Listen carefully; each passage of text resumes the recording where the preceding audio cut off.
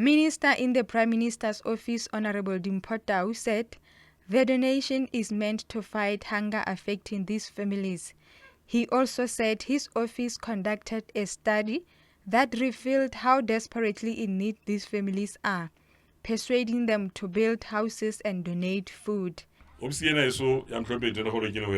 My office, which is the office of the Prime Minister, is responsible for important issues which include the welfare of Basotho on a daily basis.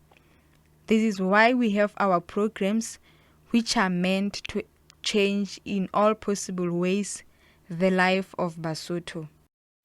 Disaster Management Authority Chief Executive Officer Mrs. Dilahlwane Mohapi noted that it is a responsibility to ensure that Basotho stay healthy. She also advised that as climate change continues to affect lives, they should always seek advice before constructing houses. While we are at it, we have our motto which we use, indicating that disasters are our responsibilities as Basotho. We are expected to work hand in hand to overcome disasters.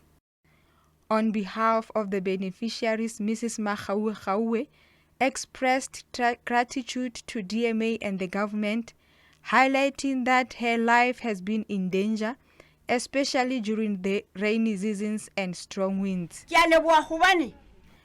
I want to thank sponsors because every day my chief would ask me to go and stay with her. I did not want to. And she would tell me that her people would think that she does not take good care of me.